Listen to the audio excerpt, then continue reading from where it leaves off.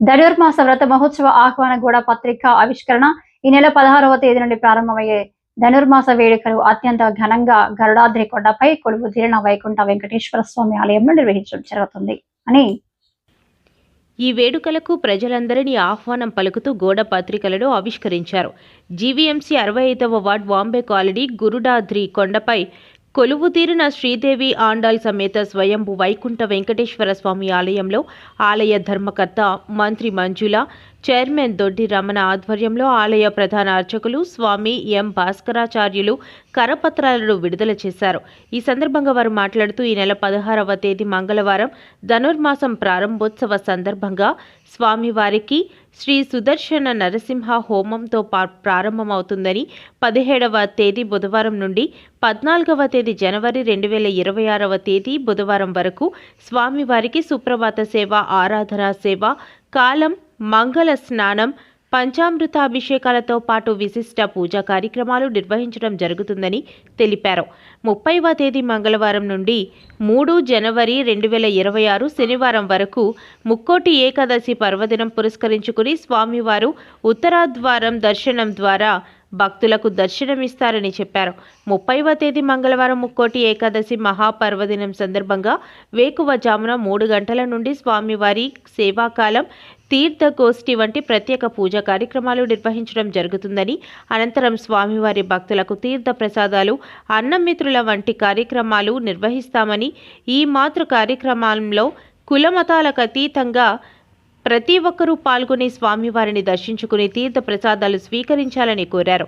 ఈ కార్యక్రమంలో మిట్టని అప్పలరెడ్డి, పెంటకోట రాజు, సావిత్రమ్మ, నాగమణి, పద్మ, రమ మరియు ఆలయ సేవకులు, ఆలయ కమిటీ సభ్యులు ఈ పత్రిక ఆవిష్కరణలో పిలిస్తే పలికే స్వామిగా ఆకలి స్నానం పెట్టి ఆపదలు ఆదుకునే వైకుంఠ వెంకటేశ్వర స్వామి ఆలయంలో ఈరోజు పెద్దలు గౌరవనీయులు మితాన్ అప్పలరెడ్డి గారు రోజు మహా అభిషేకం స్వామివారికి శ్రీదేవి భూదేవికి అభిషేకంతో ప్రారంభం చేస్తూ రేపు ధనుర్మాసం కార్యక్రమంలో మొదటి దశగా ఈరోజు ఏకాదశి ఆలయంలో స్వామివారికి అభిషేక కార్యక్రమం నిర్వహించారు. రేపు పెద్దలు చెప్తున్నట్టుగా అన్ని కార్యక్రమాలు కూడా రేపు నుంచి సుధస్వమంలో పాల్గొనండి. ఎన్నో జన్మలో పాల్గొను, జన్మలో మనం చేసుకున్న పుణ్యం తప్ప ఆ సుధస్వమం చేసుకోవాలన్నా మేము చేసుకోలేకపోయాం. అదృష్టవశాత్తు మాకు భాస్కరాచార్య ప్రధానగా వచ్చి వారు అన్ని రకాలుగా వారి పర్యవేక్షణలో నిర్వహిస్తున్నారు. ఈ ఆలయ కమిటీ ట్రస్ట్ సేవకులు కమిటీ వారి ఆధ్వర్యంలో కార్యక్రమం నిర్వహిస్తుంది. ఇక్కడ కుల మత రాజకీయాల సంబంధం లేకుండా ప్రతి ఒక్కరు కూడా భక్తులు పాల్గొని స్వామివారి కార్యక్రమాలు విజయం చేయాలి. ఈ ఆలయ కమిటీలో ప్రధానంగా మా ప్రధాన అప్పలరెడ్డి గారు, అలాగే కంటికోట నాగేశ్వర గారు, జనాలు కూడా ప్రజలు కూడా భక్తులు అవేర్నెస్ చేస్తూ భగవద్గీత ప్రతిరోజు కూడా ఇంత తల్లిలో కూడా 50 సంవత్సరాల సత్యంగా మంచి మనసుతో వచ్చి ప్రతిరోజు కూడా ప్రసంగం చేయడం జరుగుతుంది.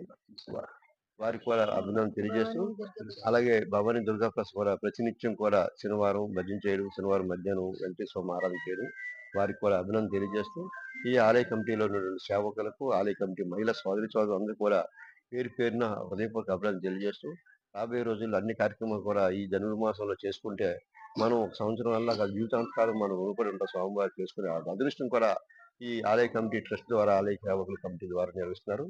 ఇక్కడ ఎవరైనా సరే రావచ్చు, ఏమి ఉన్నా లేకపోయినా, డబ్బులతో నిమిత్తం లేకుండా చేయొచ్చు, ఎవరికి తోచిన గారు సాయం చేయొచ్చు, లేకపోయినా ఇబ్బంది లేదు. కానీ స్వామివారి సేవ చేసి స్వామివారి అనుగ్రహం ధనుర్మాసంలో చేసుకోవడం అనేది ఎన్నెన్నో జన్మల పుణ్యం. అలాగే ముక్కోటి ఏకాదశి కూడా మనం ముక్కోటి ఏకాదశి స్వామివారి దర్శనం చేసుకుంటే డైరెక్ట్ గా స్వర్గంలోకి మనం వెళ్ళొచ్చినట్టే. బతుకుంటుండగా మానవ జన్మలో భగవంతుడు ఆ విష్ణుమూర్తి ఒక వరం ఇస్తాడు.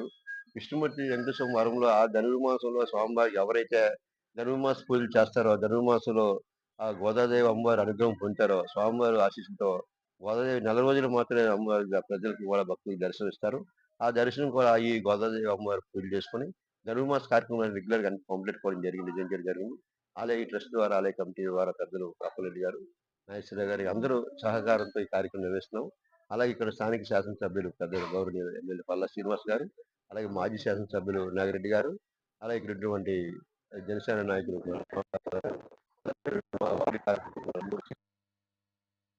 మీ అందరూ సహాయ సహకారం కావాలని మనస్ఫూర్తి కోరుకుంటూ రేపు 35వ తారీఖు జరిగే వైకుంఠ ఏకాదశి కూడా అన్ని రకాలుగా ముందు పోలీసు బందోబస్తు ఏర్పాట్లు లాస్ట్ టైం కూడా సిఐ గారి సాధనంలో దాదాపు 5-6 వేల మంది రావడం జరిగింది. ఈసారి 10,000 మంది వస్తారు అనుకున్నారు. దీని మీద మళ్ళీ ట్రస్ట్ కమిటీ వారంతా కూర్చొని ఏ రకంగా ప్రజలు అసౌకర్యం కలగకుండా దానికి సంబంధించి మళ్ళీ దగ్గర చేసి ఈ పత్రిక ద్వారా తెలియజేస్తాం.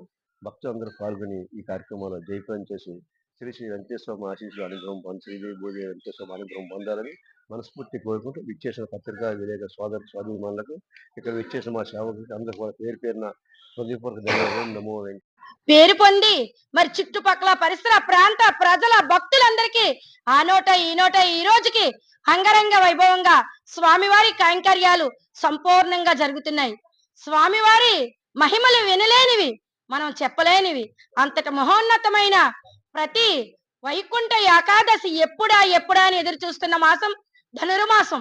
ఈ ధనుర్మాసంలో 16వ తారీఖు నుంచి మరి ధనుర్మాసం స్టార్ట్ అవుతుంది.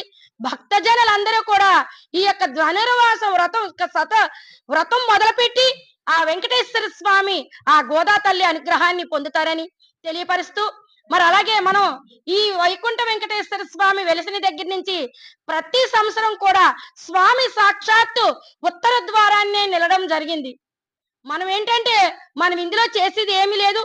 స్వామికి తిరుమల తిరుపతిలో ఏ విధంగా సప్త ద్వారాల్లో ఉంచి మరి దర్శన భాగ్యం పొందుతారో అదే విధంగా ఈ వైకుంఠ వెంకటేశ్వర స్వామి కూడా సప్త ద్వారాలు ఏర్పాటు చేస్తూ ఆ సప్త ద్వారాల్లోంచి ఆ శ్రీనివాసుని, ఆ తల్లి గోదాదేవిని, ఆ శ్రీ మహాలక్ష్మిని మరి దర్శించుకునే భాగ్యం మనందరికీ అతి చేరువలో అతి దగ్గరలో ఈ కొండపై వెలిసినటువంటి వెంకటేశ్వర స్వామి ఆలయంలో మనందరికీ కూడా దక్కుతుంది.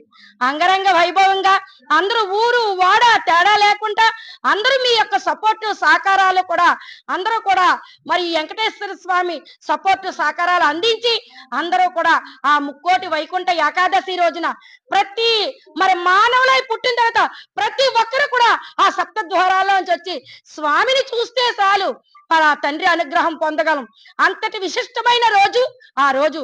అందుకే ఈ రోజున మరి ఈ యొక్క పత్రికా ప్రకటన ద్వారాగా మరి అలాగే మా ఆలయ కమిటీ సభ్యుల ద్వారాగా ఈ ఆలయ ట్రస్ట్ ద్వారాగా మరి ఆలయ చైర్మన్ దొడ్డి రమణ గారి సారథ్యంలో మా యొక్క ఆలయ కమిటీలో ఇప్పుడు ఎన్నో మంది ఎన్నో రకాలుగా అంటారు, కానీ మహాకార్యం చేసేటప్పుడు అందరూ కూడా వెంకటేశ్వర స్వామి భక్తులను తప్ప ఇందులో ఎవ్వరికి కూడా ఎటువంటి విభేదాలు లేకుండా సక్రమంగా అందరూ సహకరిస్తారని మనస్ఫూర్తిగా కోరుకుంటూ ఓం నమో వెంకటేశాయ, ఓం నమో శ్రీనివాసాయ, గోవిందా గోవిందా.